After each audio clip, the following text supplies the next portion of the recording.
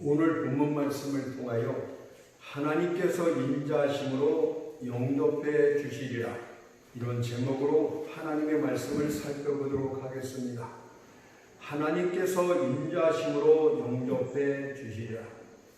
시련이 없다면 하나님의 영광을 볼 기회도 없게 됩니다. 여러분은 멋진 일몰의 광경을 보았을 것입니다. 저녁 노을로 붉게 타오르는 광경은 그야말로 장관이 아닐 수 없습니다. 하지만 다음날 같은 장소를 찾았을 때 그 같은 광경을 또다시 볼 수는 없습니다. 왜냐하면 사파이어빛 하늘은 있지만 붉게 타오를 구름 덩어리들은 없기 때문입니다. 태양은 전과 같이 밝게 빛났지만 그 광채를 쏟아볼 어두운 구름들은 없기 때문입니다.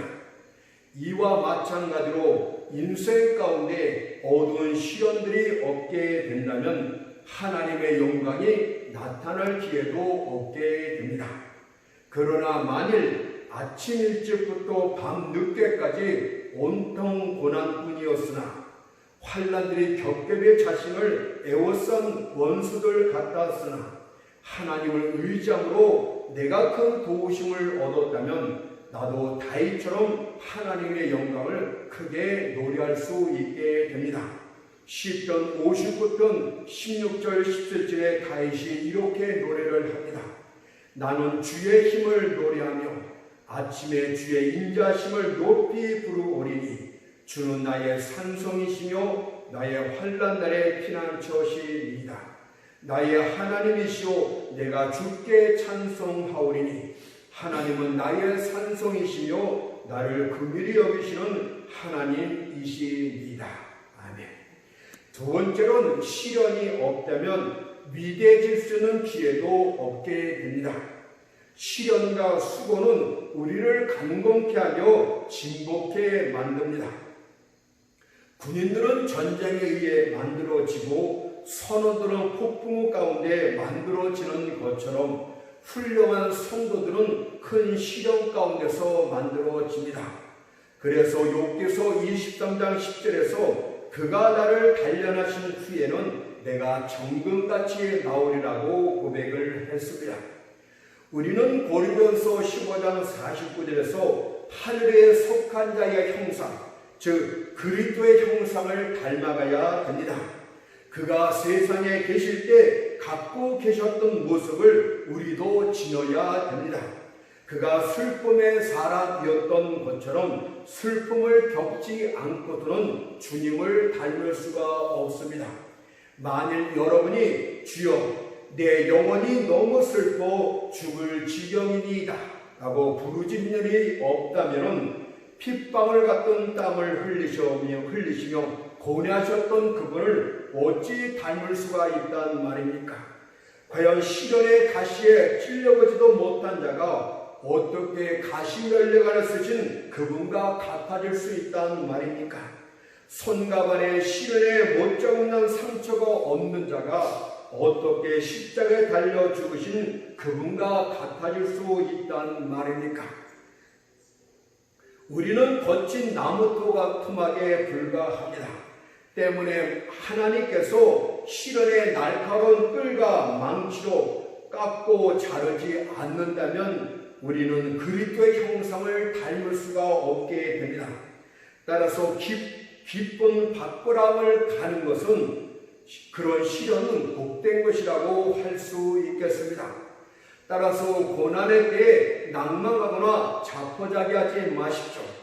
또 어떤 이들처럼 하나님이 자신을 버리셨다 이런 엉뚱한 생각도 갖지 마십시오. 물론 자신이 어려움과 환난을 당하고 있기 때문에 그런 생각을 갖는 것이 자연스러울 수도 있습니다. 하지만 고난을 그런 식으로만 생각한다면 주님께서 마태복음 8장 20절에서 여우도 불이 있고 공중의 새로 거처가 있으되 오직 인자는 머리 둘 곳이 없다고 말씀하신 것은 하나님이 그를 버리셨다는 증거란 말입니까? 십자가에 못 박혀 고통 중에 있을 때에 사람들이 그를 조롱하고 멸시하고 욕한 것도 하나님이 버리신 증거란 말입니까? 또 순교자들의 경우는 어떻습니까? 그들이 감옥에 갇히고 화형에 처하며 사자불에 던져졌을 때 그것이 하나님이 그들을 버리신 증거란 말입니까? 오히려 그러한 고통과 핍박들은 장차 영광을 얻기 위한 언약적 축복이었다는 것을 우리는 잘 알고 있습니다. 다윗이 그토록 많은 슬픔과 고통을 당한 것은 그가 이스라엘 치유자가 되기 위한 축복의 과정이었다는 것을 우리는 잊지 말아야 됩니다. 가공을 하지 않은 다이아몬드는 별 가치가 없고 타작을 하지 않은 곡식은 누구도 먹을 수 없는 것처럼 시련에 연단이 없는 사람은 결코 위대해질 수가 없습니다. 그래서 로마서 8장 18절에서 천재의 고난은 장차 우리에게 나타날 영광과 좋게 비교할 수 없도다고 바울이 고백을 했습니다. 시련의 때에 하나님이 자신을 버렸다는 생각은 믿음이 아니라 감정에서 나온 것입니다. 이 세상에서 감정보다 불확실한 것은 더 없습니다. 하루에도 수십 번씩 천국과 지옥을 오르내리는 것이 감정 아닙니까? 상황의 변화에 따라서 끊임없이 바뀌는 것이 바로 여러분들의 감정 아닙니까? 만일 여러분이 믿음의 사람이 틀림 없다면 절망의 때에 하나님이 나를 버리셨다 이렇게 낙심하는 것이 아니라 도리어 하나님을 간절히 찾게 될 줄 믿습니다. 다윗은 믿음의 사람들께 동서남북의 모든 문들이 닫혔을 때 하늘의 열린 문을 통해 하나님께 부르짖어 기도를 했습니다. 그것을 시편 59편 1, 2절에서 이렇게 기록을 하고 있어요. 나의 하나님이여 내 원수에게서 나를 건지시고 일어나 치려는 자에게서 나를 높이 두소서. 사악을 행하는 자에게서 나를 건지시고 피 흘리기를 즐기는 자에게서 나를 구원하소서. 그렇다면 여러분들은 어떻습니까? 시련과 고난의 때 하나님이 나를 버리신 것 같다고 낙담과 절망을 하고 있습니까? 자포자기하고 있습니까? 그것은 감정에서 나온 것이고 여러분들은 믿음이 없는 사람입니다. 오히려 믿음의 사람은 더욱더 하나님 안에서 부르짖고 외치게 된다는 것을 말씀하고 있습니다. 과연 여러분이 믿음도 없으면서 하나님의 도우심을 받으려고 생각하는 것은 얼마나 엉뚱한 생각이란 말입니까? 본 시편은 다윗이 사울의 딸 미갈의 집에 감금되어 있을 때 기록한 것입니다. 피에 굶주린 사울왕의 군사들이 그 집을 겹겹이 에워싸고 있었습니다. 이제 날이 밝아오게 되면 다윗은 사울왕 앞에 끌려가 죽임을 당하게 됩니다. 다윗은 집을 겹겹이 에워싼 대적들의 눈을 피해 도망친다는 것은 불가능하다고 생각을 했습니다. 또한 분노한 사울의 태도가 누구를 찔 것이라는 생각도 할 수가 없었습니다. 또한 친구들이 자신을 구하러 올 것이란 기대도 가질 수가 없었습니다. 그러나 그는 하나님이 자신을 위해서 한 길을 예비해 주셨을 것이라는 확신과 믿음을 갖고 있었다고 합니다. 그것이 바로 오늘 본문 내용이 되겠습니다. 시편 59편 10절의 말씀처럼 나의 하나님이 그 인자하심으로 나를 영접하시며 내 원수의 보응받는 것을 나로 목독게 하시리이다. 이것이 바로 믿음의 사람의 두드러진 특징이라고 할 수가 있겠습니다.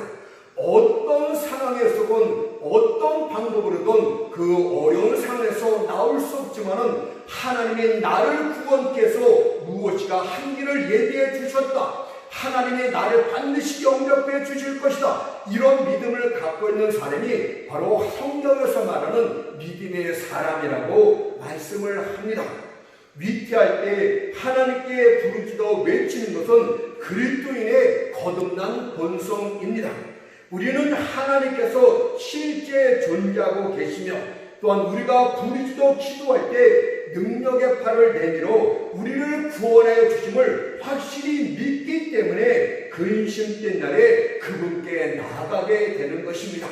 하나님의 살아계심을 믿지 못하고 하나님께 부르짖을 때 그분이 능력의 팔을 내밀어서 우리를 구원하여 주신다는 것을 믿지 못하기 때문에 여러분들은 기도하지 않는 거예요. 한마디로 믿음이 없기 때문에 기도도 없는 것입니다. 역경이 닥칠 때 비둘기가 비둘기장으로 날아가며 토끼가 바위 틈으로 뛰어가는 것처럼 우리는 하나님께로 달려가게 됩니다. 그래서 시편 34편 6절에서 이 곤고한 자가 부르짖음에 여호와께서 들으시고 그 모든 환난에서 구원하셨도다, 이렇게 말씀하고 있습니다. 오늘 여러분들은 곤고한 때 어떤 행동을 취하고 있습니까? 여러분들 하나님 앞에 도우심을 받기를 원하십니까? 하나님이 여러분들을 그 진토에서 건져내시기를 원하십니까? 여러분의 태도가 어떤가를 살펴보면 결과가 무엇인지를 금방 알게 됩니다.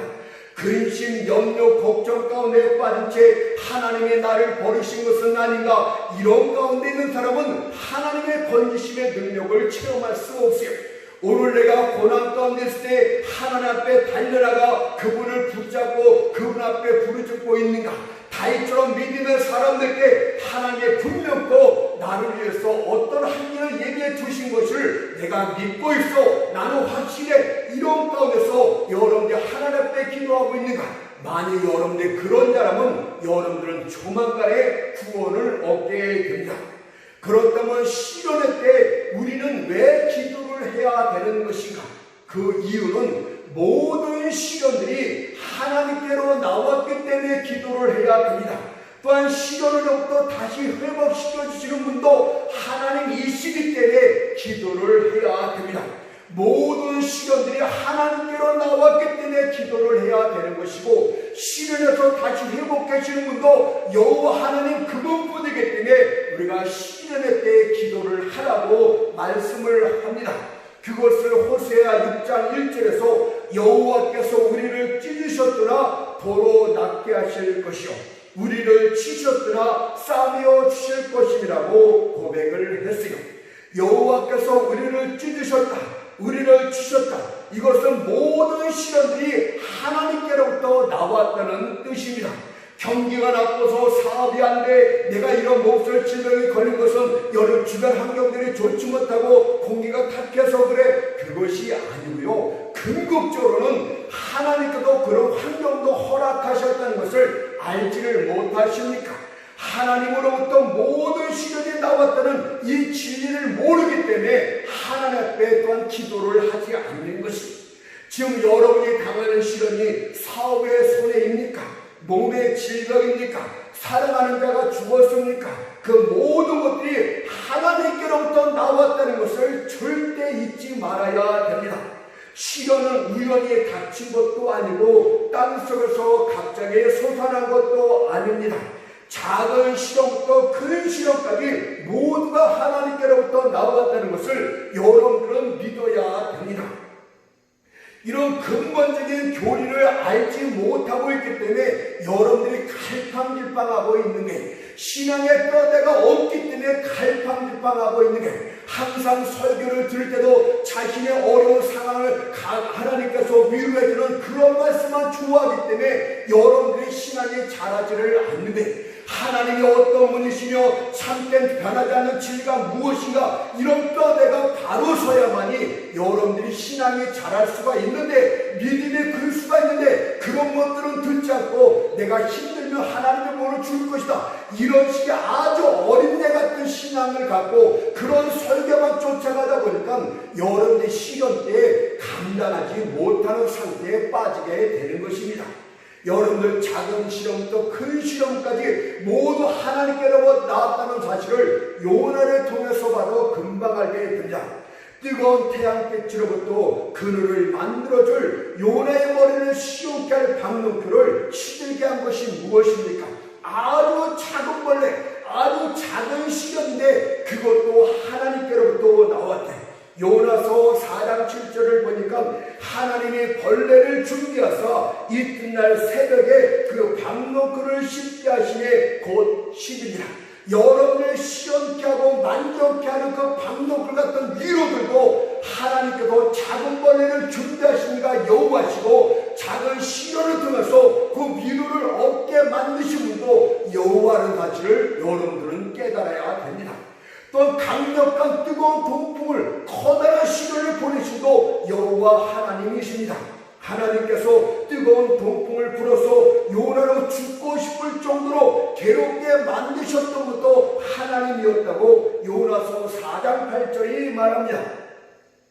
해가 뜰 때 하나님의 뜨거운 동풍을 준비하셨고 해는 요나의 머리에 쬐매 요나가 혼돈하여 스스로 죽기를 구하여 가르되 사는 것보다 죽는 것이 내게 나으리라. 여러분이 죽고 싶다고 외치는 그 뜨거운 통풍도 하나님이 보내신 것이고 여러분의 위로를 하나씩 시들게 만들게 한 작은 시련을 보냄도 여호와라는 사실을 왜 깨닫지를 못하십니까? 여러분들이 기본적인 진리를 마음판에 새겨놓지 않았기 때문에 기도를 하지 않는 거예요. 하나님께 매달리지 않는 거예요. 엉뚱한 신이 다른 곳에 왔다고 생각하고 있기 때문에 믿음이 자라지를 않는 거예요. 여러분들 시련의 때 그래서 하나님께 나아가지 않는 자들은 미련한 자라고 말할 수가 있겠습니다. 시련을 보내신 분이 하나님이고 시련에서 회복해 주시는 분도 하나님인데 하나님 앞에 나아가 기도하지 않으니 얼마나 미련충입니까? 그리고 하나님께서는 까닭없이 시련을 절대 보내지 않습니다. 하나님이 보낸 시련에는 여러분들이 그렇지 않으면 반드시 사랑의 계획만 있다는 것을 믿어야만 됩니다. 그러면 시련의 때 울고불고하지 않고 소망길에 하나님을 바라보게 됩니다. 하나님은 시련 속에 저주를 하나도 없고 사랑의 계획만 갖고 있다는 것을 여러분은 또 기본적으로 알고 있어야 됩니다. 열매 맺는 과일 나무들을 보십시오. 왜 해마다 적당한 시기가 다가오면 가지치는 사람의 무정한 가위가 싱싱하게 보이는 가지들을 다 잘라버리는 것입니까? 농부가 정성을 다해 가지치기를 하는 것은 그것으로부터 열매를 많이 맺게 하기 위해서 그렇게 하는 것이 아닙니까? 그러나 열매 맺지 못하는 나무에는 가지치기가 없습니다. 과연 열매 맺지 못하는 나무에게 전지용 가위를 무디게 할 이유가 어디 있다는 말입니까? 다만 때가 되면 도끼를 뿌리채 잘라 도끼로 뿌리채 잘라 땔감으로 쓸 뿐입니다. 그러나 하나님께서는 자기 백성들을 치시기도 하시고 찢기도 하시는 것은 해칠 생각은 전혀 없습니다. 단지 사랑의 수술을 하고 있는 게 이들에게 이들의 영혼을 죽게 만드는 질병이 무엇인가, 영적인 죄악이 도대체 무엇인가, 그런 것들을 고치시기 위한 사랑의 수술이라는 것을 여러분들은 깨달아야 됩니다. 하나님은 우리의 영혼을 치유하는 위대한 의사라고 말씀을 하셨어요. 그래서 우리를 수술대 위에 올려놓으시고 칼로 자르고 출혈이 심하게 나게 하시는 것도 그것은 우리를 죽이려 하는 것이 아니라 우리를 다시 살리기 위한 하나님의 사랑의 계획이라는 것을 기억하도록 합시다. 하나님과 여러분의 의사들이 죽이기 위해서 수술을 합니까? 살리기 위해서 하는 것처럼 하나님도 때때로 얘가 그냥 놔두면 죽을 것이다. 그래서 수술대에 여러분들을 올려놓는 것이. 그래서 호세 6장 1절에서 뭐라 그럽니까? 여호와께서 우리를 도로 낫게 하실 것이요 우리를 싸매어 주실 것이라고 고백하고 있지 않습니까? 고난의 도도 여러분의 찌꺼기 불순물 불신앙들을 다 제거하고 도로 살려주시기 위해서 그렇게 하고 있다는 것을 믿어야 될 줄 믿습니다. 만일 하나님께서 우리를 다시 일으켜 세우실 의도가 없으셨다면 처음부터 수술까지도 잡지 않았을 줄 믿습니다. 그러니 시련의 때 간절히 부르짖어 기도하도록 하십시오. 특히 시련이 왜 왔는지 무슨 이유 때문에 시련이 왔는지 살펴보면서 기도를 해야 됩니다. 왜냐하면 욥이 고난을 받을 때 욥기서 10장 2절에서 이렇게 고백하고 있기 때문입니다. 무슨 용거로 나로 더불어 쟁론하시는지 나로 알게 하소서. 하나님여, 이 시련이 무슨 용모 때문에 왔나이까? 하나님의 이 시련이 어떤 이유 때문에 내게 닥쳐왔나이까? 하나님은 까닭없이 시련을 보내지 않는 줄 내가 잘 알고 있나이다. 하나님의 보내는 시련은 사랑의 계획밖에 있지 않다는 것을 내가 잘 알고 있나이다. 하나님이여, 왜 이런 시련이 왔는가? 나로 알게 하옵소서. 이런 것들을 알면서 기도를 해야 된다. 그럼들 지금까지 말씀드린 것은 왜 우리가 시련 때 기도를 해야 되는지를 잠깐 말씀을 드렸어요. 시련, 모든 작은 시련부터 큰 시련이 모두가 하나님께로 나왔기 때문에 그분께 달려가야 되는 것이고, 시련으로부터 나를 도로 살려주시고 나를 다시 회복하시는 분도 하나님이시기 때문에 내가 하나님께 기도를 해야 된다, 이 뜻입니다. 그렇다면 시련을 땐 어떻게 기도하는 것이 좋을까요? 여러분들 좋은 일들을 많이 했고 하나님께 영광을 돌리는 일을 많이 했다면 기도의 모든 기도를 할 수 있는 많은 제목들이 있었을 줄 믿습니다. 그러나 그런 것이 없다 할지라도 시련할 때 여러분들은 이렇게 기도하면 됩니다. 시편 50편 15절 말씀을 보니까 환난 날에 나를 부르라, 내가 너를 건지리니 내가 나를 영화롭게 하려다고 했듯이 환난 날에 나를 부르라. 환난 그 자체를 근거로 해서 기도하면 좋다는 그 뜻입니다. 그래서 환난 날에 어떤 조건도 없이 내가 환난에 처해 있느냐, 환난 날에 나를 부르라, 내가 너를 건지리니라고 말씀하고 있습니다.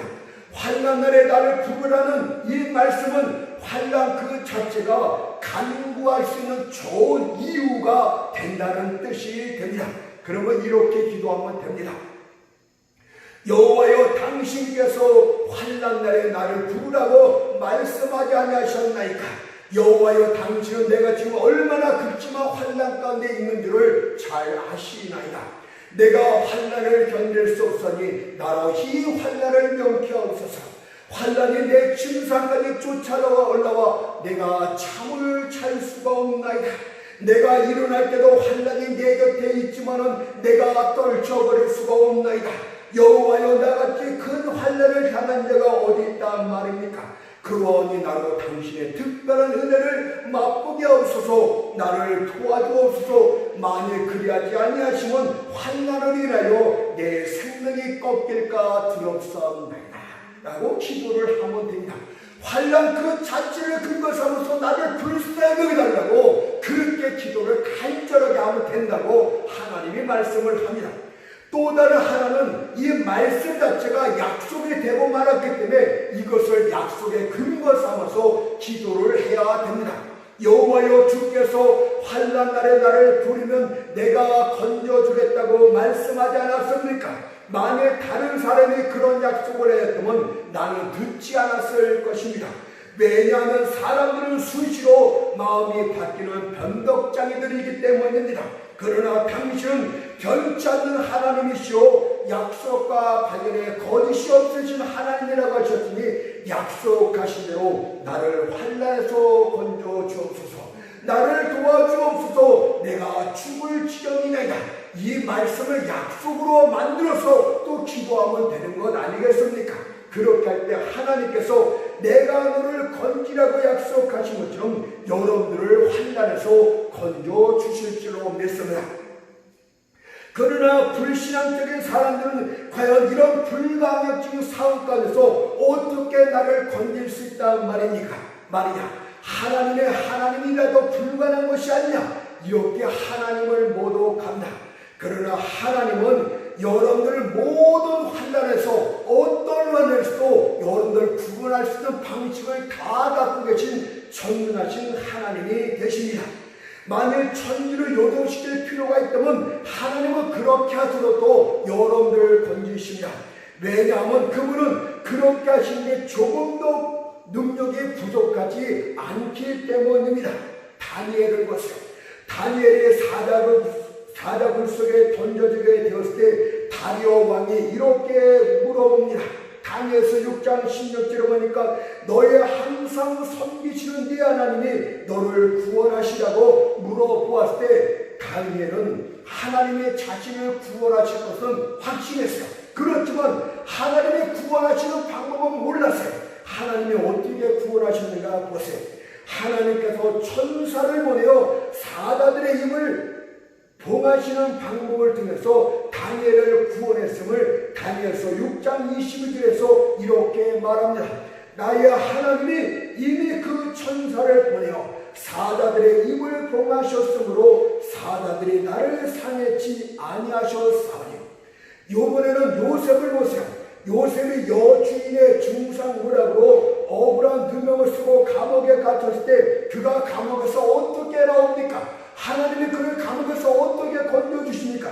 이번에는 천사를 보내는 기적적인 방법이 아니라 섭리를 통해서 자연적인 섭리를 통해서 요셉을 감옥에서 건지시는 방법을 보게 됩니다. 하나님께서 이미 그런 일이 있을 줄을 이미 다 아시고 술 맡던 관원장을 미리 준비하셨고 또한 바로왕에게 꿈을 꾸게 하사 그 꿈을 해석할 자가 요셉뿐이라는 것을 술 맡던 관원장을 통해서 알게 하셨고 그로 인하여 요셉이 감옥에서 나올 수 있게 하셨습니다. 이처럼 하나님은 자연적인 섭리를 통해서 미리미리 그 일이 일어날 것을 아심으로써 섭리 가운데 모든 것을 건져줄 방법을 준비하시기도 하고 또 어떤 경우는 천사 같은 기적적인 방법을 통해서 여러분들 사랑으로서 건져주시기도 한다는 사실을 기억하도록 합시다. 그렇다면 하나님께서는 여러분을 구원하실 때도 여러분이 전혀 생각하지 못한 방법으로 그런 것도 가장 최선의 방법으로 구원하여 주실 것을 믿어야만 됩니다. 또한 하나님은 환난 때에 가장 빠르게 건져주실 줄로 믿습니다. 왜냐하면 환난에 있는 자를 건져주신다는 말씀에는 신속히 건다는 의미가 자연스럽게 내포되어 있기 때문입니다. 여러분의 환난 가운데 자를 신속하게 건져주지 않으면 그는 죽고 말 것 아니겠습니까? 또 환난 중에서 하나님은 내가 건지겠다는 말은 신속하게 하시겠다 이런 의미를 갖고 있는 거예요. 그러니 두려워하거나 조급해하지 마십시오. 여러분들 하나님은 지금 당장 구원하지 않으면 내가 죽을 것인다가 소리치겠지만 절대 죽지도 않을 것이고 하나님 앞에 반드시 건짐을 받게 됩니다. 그때가 어느 때인지는 모르지만 하나님께서는 가장 합당한 시간에 여러분들을 건져주실 것입니다. 그분께서는 자신이 정한 때보다 1분 1초도 더 지체하지는 않습니다. 비록 그 시간이 여러분에게 기다리는 시간인 것처럼 보일지 모르겠지만 아주 신속하게 건지십니다. 그러니 여호와를 앙망하며 바라보십시오. 그래야 하나님의 영광을 보게 될 줄 믿습니다. 우리 여러분의 이 말씀 가운데 핵심은 기도입니다. 기도하지 않고서는 이 말씀이 아무런 의미도 값어치도 없는 것입니다.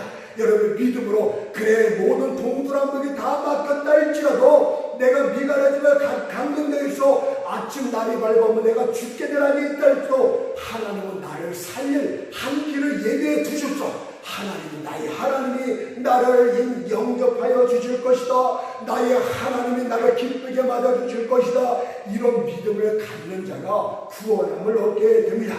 따라서 우리는 오늘 본문 말씀을 통하여 하나님의 구원하심과 관련해 다음 같은 두 가지 사실을 살펴보도록 하겠습니다. 첫 번째는 다윗의 기도에 대해서, 두 번째는 하나님의 도우심에 대해서 살펴보도록 합니다. 첫 번째 다윗의 기도에 대해서 말씀을 드리겠습니다.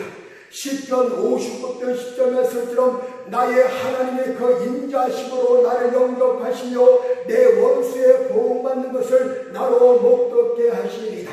이 얼마나 놀라운 믿음의 기도란 말입니까? 제발 좀 여러분들 이런 믿음의 기도를 했으면 하나님이 얼마나 기뻐하시겠습니까? 믿음 여러분들 고난 중에서만 하나님 나 죽을 것 같아요. 원망과 불평과 짜증과 안달과 염려 여러분들의 모습과는 너무나 달라요. 다윗은 당장 몇 시간 있으면 죽을 상황이지만 나의 하나님이 다른 사람도 찾자래. 나의 하나님이 그 인자심으로 나를 영접해 주실 것이고 내 원수들은 다 하나님께 벌받을 것이다 하면서 하나님을 바라보고는 이 다윗의 믿음의 기도 얼마나 멋진 기도입니까? 날이 밝아오는 대로 곧 죽어야 될 운명의 누인 자가 하나님이 나를 건져주시고 기쁘게 영접해 주실 것이다 이렇게 확신하면서 기도를 했다는 뜻이에요. 다윗은 이때 자신의 졸업자는 오직 하나님뿐임을 분명히 하고 있습니다. 그것이 바로 시편 59편 10절에 나의 하나님. 그런데 여러분들은 어떻습니까? 고난할 때 이 사람 쫓아다니고 저 사람 쫓아다니고 여러분들 쫓아다니는 거 좋습니다. 그러나 하나님 앞에 기도를 했습니까? 정작 그 사람들을 움직이는 분이 하나님인데 하나님 앞에는 기도조차 하지 않으니 무슨 방법이 있단 말입니까? 여러분 절대 나오지 못해. 하나님을 먼저 찾지 않고는 절대 거기서 나오지는 못합니다. 그는 사울의 딸이요 자신의 아내였던 미갈이 자신을 도와줄 것이라는 생각을 그때 갖지를 않습니다. 왜냐하면 미갈은 그의 아내 사울의 마음을 조금이라도 거스르는 일은 절대 하지 않는 딸이었기 때문에 미갈에게 도와달라고 그렇게 하지를 않아요. 또한 그는 집 밖에 있는 친구들이 도와줄 것이라는 생각도 하지 않았습니다. 왜냐하면 그들은 위태한 때가 되면 자신들만 살겠다고 도망치는 위인들에 불과했기 때문에 그런 시시한 자들에게 도움을 요청할 생각을 기대도 하지를 않았어요. 나의 하나님이, 내가 알고 있는 하나님이, 내가 믿고 있는 하나님이, 내 하나님이 나를 건져줄 것이다.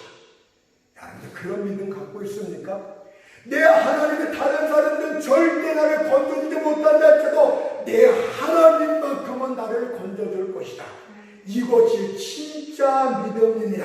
그는 오직 하나님만 바라봤어요. 밑에 온통 어둠이 가득할 때 그는 위에 있는 빛을 향해서 눈을 돌렸습니다. 그는 하나님만이 유일한 피난처고 산성임을 굳게 믿었습니다. 그래서 시편 59편 9절에서 하나님은 나의 산성이시니라고 고백을 합니다. 또한 그는 하나님의 전능하신 능력도 믿었습니다. 그래서 시편 59편 9절 후반절에서 저의 힘을 인하여 내가 주를 바라리이다. 무슨 뜻입니까? 여기서 저의 힘이라는 것은 사울왕이 갖고 있는 엄청난 힘이에요. 그 힘 때문에 내가 누구를 바라봅니까? 하나님을 바라본다 이 뜻입니다. 사울에게 강력한 힘을 가졌다 할지라도 그 힘을 단번에 꺾을 분은 하나님이시기 때문에 내가 하나님을 바라봅니다. 이렇게 고백하고 있는 거예요. 여러분들 이 정도의 믿음을 가져야 살 수가 있지. 이 정도의 믿음을 가져야만 여러분의 구원함을 받을 수가 있지. 하나님이 이 기도를 할 때 얼마나 기분이 좋았겠습니까? 저가 다른 일을 찾자고 나의 하나님이 그 인자심으로 나를 영접할 것이다. 하나님의 빙그레 웃으면서 그래 너 옳게 기도했다. 내가 너를 구원할 자이다. 하나님은 그렇게 하신 줄로 믿습니다. 그렇다면 여러분의 믿음은 도대체 어떻습니까? 믿음이라는 것은 무엇인지 모르는 자가 많은데 믿음은 지식과 신뢰 이 두 가지가 같이 어우러진 것이 믿음이에요. 아직도 믿음 생활한다면서 믿음도 모르는 자가 있어요.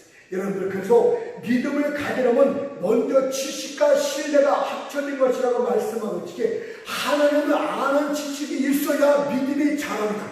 여러분들 다른 엉뚱한 이런저런 설교를 들으면서 하나님을 알려고 하는 지식을 갖지 못하고 참된 진리를 알지 못한 자는 믿음이 절대 자라지가 않아요.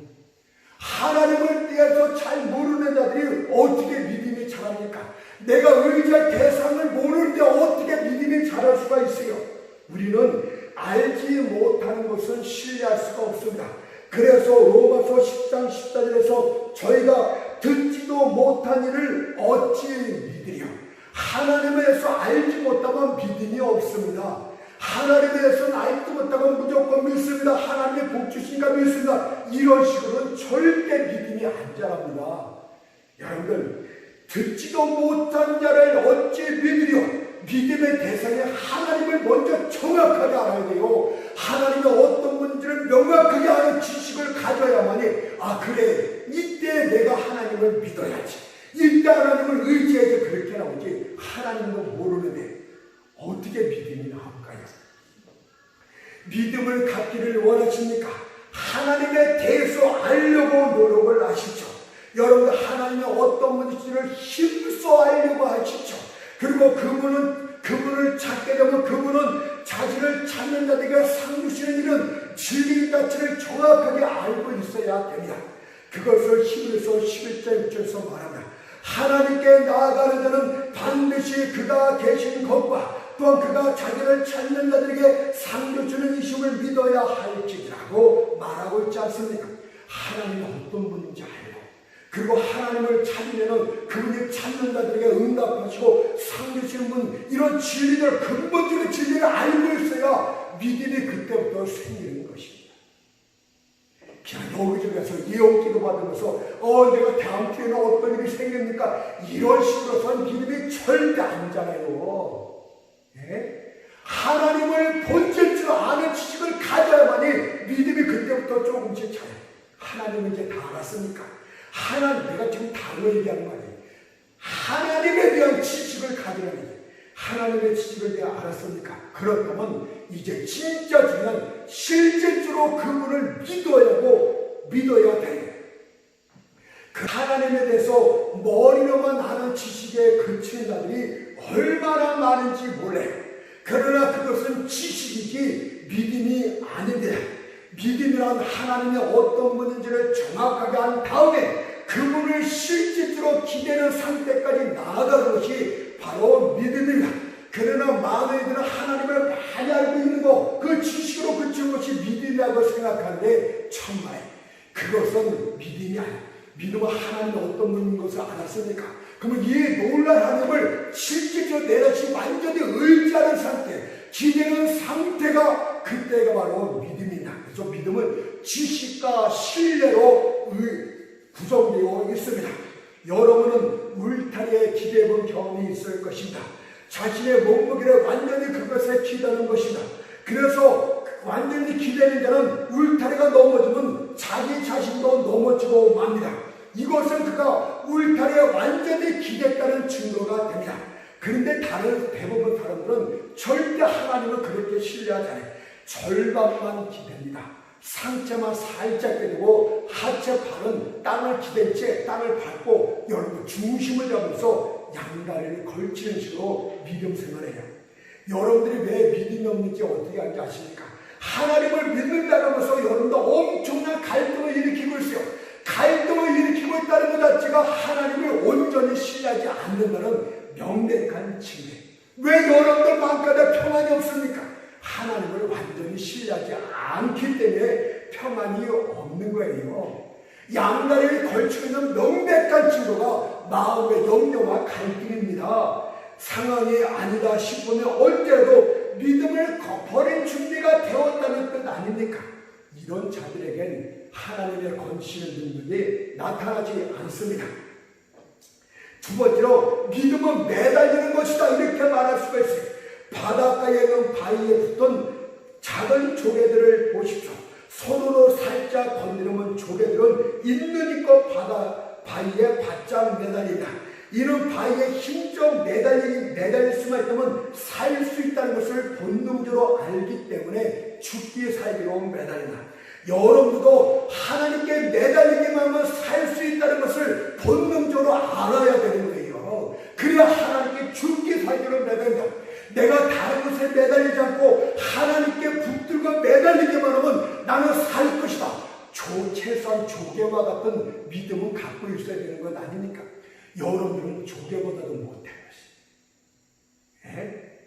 여러분들은 사람이라고 흔히 하지만 조개보다도 못해요. 조개는 아무 머리도 열까 그렇지만 그냥 바위에 매달리면 살 수 있다는 것을 본능적으로 알아요. 여러분도 본능적으로라도 그 정도까지만 가졌으면 좋겠습니다. 내가 그냥 아무것도 모르지만 하나님 앞에 그저 죽기 달기로 매달리면 나는 살겠구나. 이거를 가지고 살아요. 야곱을 보세요. 야곱이 에서의 칼에 죽게 됐을 때 주님을 한 덤더가 밀고 되었지만 당신이 나를 축복하지 않으면 가지하지 않겠느냐 죽기 달기로 매달리지 않습니까? 그런 야곱은 하나님을 죽기 달기로 붙들면 나는 살 수 있다. 이것을 알기 때문에 그렇게 하는 거예요. 그런데 여러분은 매달려도 절대 안 매달리잖아요. 그것이 여러분의 믿음 아닙니까? 그런데 어떻게 하나님의 권위시는 능력을 볼 수가 있습니까? 그러면서도 누구 탓하게? 하나님 탓하게. 다른 사람 탓하게. 여러분들 자신을 탓하시기 바랍니다. 여러분들은 왜 하나님을 믿는다고 하면서 왜 용납하고 안 따라하고 있는 것입니까? 여러분들은 그거 어떤가 살펴보세요. 여러분들 성경에 계신 하나님에 대해서 정확히 알고 있습니까? 다른 이방 신들과 달리 하나님은 유일하게 살아계신 유일하신 하나님이시라는 것을, 그분만이 절대 유일한 하나님인 것을 여러분들은 정말 알고 있습니까? 하나님만이 절대 유일하신 하나님을 믿는다면 여러분들은 하나님 앞에 나갈 것이, 뿐만 아니라 이 유일하신 하나님이 바로 우주 만물을 창조하신 창조주라는 것을 믿는다면 하나님께 매달리게 된다. 우주 만물은 그분 뜻에 따라 만들어진 피조물들입니다. 여러분들 사람도 마찬가지예요. 욥기서 33장 4절에서 하나님의 신이 나를 지으셨다라고 하듯이 사람은 스스로 존재하고 있는 것이 아니라 하나님에 의해서 지음을 받은 피조물입니다. 때문에 사람 역시도 그분께서 10편 90편 3절의 말씀처럼 너희 인생으로 돌아가라 하시면 우리의 본래 고향인 흙으로 돌아가게 됩니다. 여러분, 이런 창조주 하나님을, 우리의 존재 여부를 결정하는 하나님을 왜 여러분들이 믿지 않습니까? 또 유일하신 하나님은 우주 만물을 통치하는 주권자이십니다.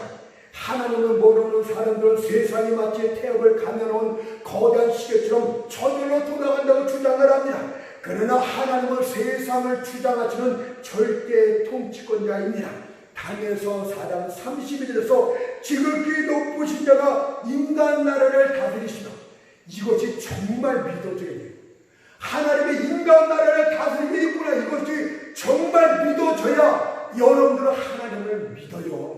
하나님을 의지해요. 그러나 머리로만 압니다. 침략자가 한 나라를 침범해 자유의 목을 짓밟고 거리를 온통 피바다로 만들었을 때도 거기에 최고 주권자가 여호와 하나님이심을 믿어야 돼요. 코로나가 지금 전 세계적으로 유행하고 있지만 여러분들 여호와 하나님이 이때도 하나님이 주권자라는 것을 믿어야 되는 거예요. 여러분들 평화가 강같이 넘쳐를 때도 거기에 주권자는 여호와라는 것을 믿어야 되는 거예요. 여러분의 삶의 기쁨과 슬픔을 주관하신 분이 여호와라는 것을 믿어야 되는 거예요. 사무엘상 2장 7절의 말씀처럼 여호와는 가난하게 하시고 부하게 하시며 낮추기도 하시고 높이기도 하십니다. 이 하나님을 알고 있고 믿어야 되는 거예요. 이것을 머리로 알고 믿지 않으니까 문제가 발생하는 건 아닙니까? 저 옆에 사장이 나를 살려줄 수 있는 분이야. 저 은행이 나를 살려줄 수가 있는 것이, 그러니까 안 되는 거예요. 여러분들, 하나님을 실제로 알고 있는 지식에서 그치는 것이 아니라 실제로 믿지 않으면 그것은 믿음이 아닙니다. 여러분들, 하나님을 물론 믿는다고 다 이야기는 하죠. 그러나 여러분의 행동을 보면 믿지 않는 자의 불신자와 똑같지 않습니까? 하나님을 가벼운 어떤 존재로만, 비현적 존재로만 생각하기 때문에 실제 삶 가운데서 그분을 의지하지 않고 있는 것입니다. 여러분이 정말 궁금하다면, 여러분 자신의 믿음이 진짜인지 아닌지를 알고 싶다면 고난의 때 여러분의 행동을 여러분 자신이 살펴보면 됩니다. 잎이 무성한 나뭇가지 사이에 있는 새 둥지는요, 쉽게 눈에 띄지를 않습니다. 그러나 겨울에 매섭고 찬 날씨가 닥쳐와서 모든 잎사귀를 떨어뜨리게 되면 새 둥지는 뚜렷이 보여지게 됩니다. 이와 마찬가지로 모든 일이 잘되고 형통할 때는 여러분들이 갖고 있는 불신앙의 새 둥지는 보여지지 않습니다. 그러나 시련의 겨울이 차가워서 여러분의 안락감을 모두 가져가게 되면 그때 여러분의 불신앙이 나오게 되는 거예요. 여러분이 진짜 믿음의 사람이라면 고난 중일 때 욥과 똑같은 고난을 고백을 해야 되는 것입니다. 욥기서 13장 15절 말씀 보세요. 비록 그가 나를 죽이신다 할지라도 그래도 나는 그를 믿겠노라. 불신앙의 사람은 절대 이런 고백 안 합니다. 여러분 자포자기하거나 하나님께 도전적인 반응만 합니다. 그러나 진짜 믿음의 사람은 다른 사람이 다 절망 가운데 빠질 때도 하나님만큼은 의지하게 됩니다. 아무것도 의지할 것이 없을 때도 하늘에 계신 하나님을 바라보게 됩니다. 비록 당장 하나님의 위로가 나타나지 않는다 할지라도 인내하면서 그분께 매달리며 부르짖게 됩니다. 그들은 이렇게 기도합니다. 고난에 대해 주여, 지금은 내게 나쁜 일만 생겨납니다. 그리고 상황은 점점 나빠지고 있습니다. 그러나 아무리 나빠진다 할지라도 저는 당신께만 매달릴 것입니다. 당신은 놓아지지 않을 것입니다. 이것이 바로 진짜 믿음입니다. 비록 그가 나를 죽이신다 할지라도 무슨 뜻인가? 모든 형제들이 여러분들 죽이는 것처럼 닥쳐온다 할지라도 재물도 건강도 사람도 다 잃어버려서 죽은 상황에 닥쳐온다 할지라도 그래도 나는 하나님만큼은 꼭 믿겠나이다. 이런 진짜 믿음의 사람이 될 때 구원함을 얻게 되는 거예요. 그러나 다반적인 사랑 때문에 그리스도를 쫓는 자들이요, 단지 자신에게 번영 주기를 바라는 마음 때문에 하나님을 쫓는 자들, 그것은 길이는 개가 뼈다귀를 던져주는 자를 쫓아가는 것과 똑같습니다. 그러니 이런 잘못된 신앙에서 돌이켜서 다윗의 믿음을 본받도록 하세요. 나의 하나님이 반드시 나를 구원하여 주실 것이다. 반드시 하나님이 나를 영접해 주실 것이다. 하나님은 나의 피난처가 되어 주실 거다. 이런 확신 있는 믿음의 사람이 되시길 주님의 이름으로 축원드리겠습니다. 에 대해서 말씀을 드리겠습니다. 오늘 나의 하나님이 그 인자심으로 나를 영접하시며 이렇게 말씀하고 있어요. 영접이란 말은 미리 앞서가서 맞아주신다, 미리 준비하여 주셨다, 이런 뜻을 갖고 있습니다. 우리는 곤란 중에 있을 때 우리는 한 달 아니면 일주일에 어떤 일이 일어날지 몰라서 두려워하고 불안하게 됩니다. 그것은 마치 거룩한 여인네들이 주님의 무덤을 찾고자 할 때 무덤 입구를 가로막거든 큰 돌로 인해서 마가복음 16장 3절에서 염려했던 것과 똑같습니다. 누가 우리를 위하여 무덤문에서 돌을 굴려주죠. 여러분들, 우리는 지금 무덤으로 향하고 있어요. 주님 무덤을 향해서 나가고 있습니다.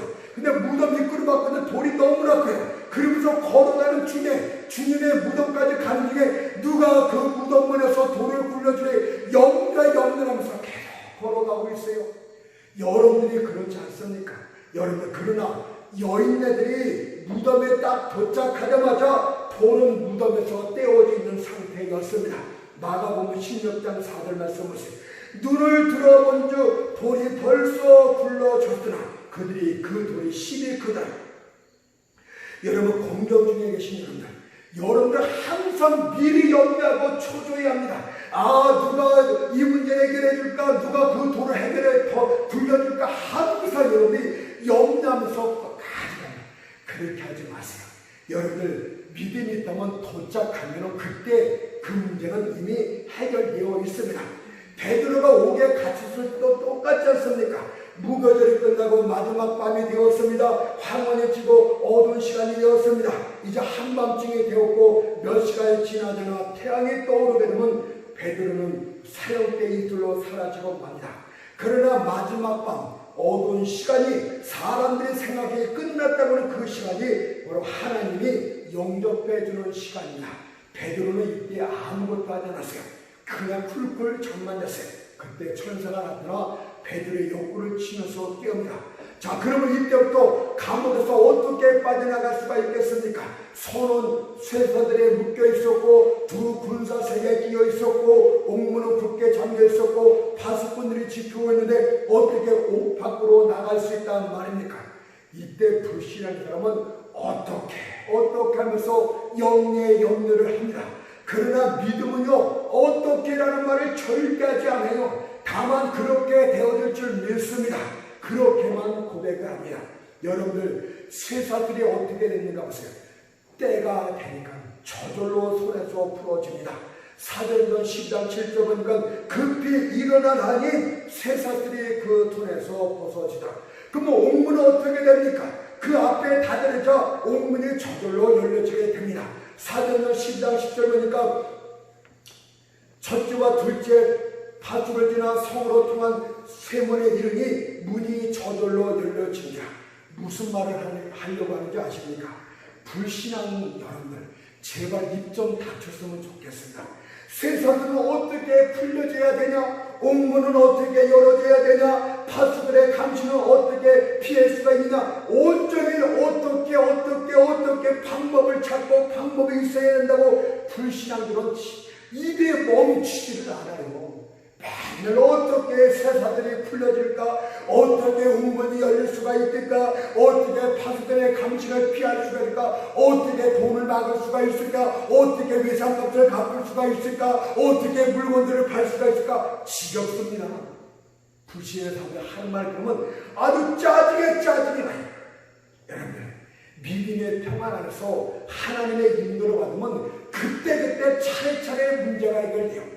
쇠사들이 풀려질 때가 되면 쇠사들이 풀려지고, 걸어가서 쇠문에 도착할 때면 그때 쇠문이 열리고, 미리부터 쇠문이 열리지 않으면 어떡하지? 바수꾼들이 바수꾼들이 발각되면 어떡하지? 제발 좀 어떻게 짜증 섞인 말 좀 그만하세요. 하나님이 듣기 싫다 하면서 귀를 막을 것 같은 게 없습니다. 여러분이 능력이나 재주로서 되는 것이 아니고 하나님의 권능으로 저절로 해결되는 줄로 믿습니다. 다윗을 보세요.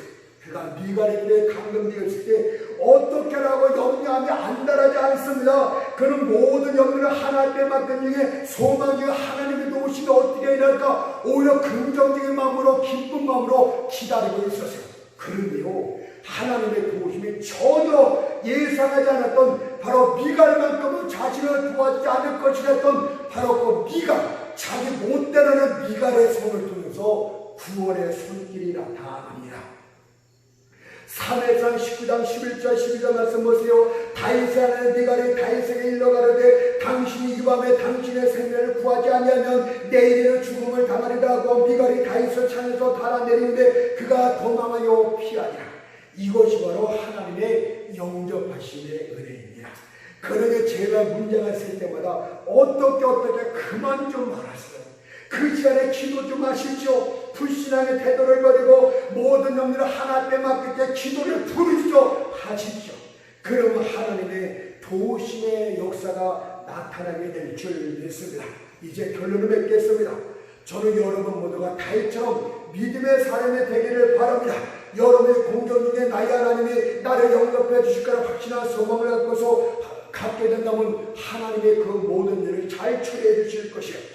위태한 곳에서도 여러분께서 식탁을 풀어주실 것이고 언덕을 오르는 곳에서도 단계마다 필요한 은혜를 주실 줄로 믿습니다. 그러므로 다윗은 그것을 10편 30편 19절에서 쌓아주신 은혜라고 고백을 했어요. 그러니 담대하시죠. 어둠은 세세토로 있는 것이 아니에요.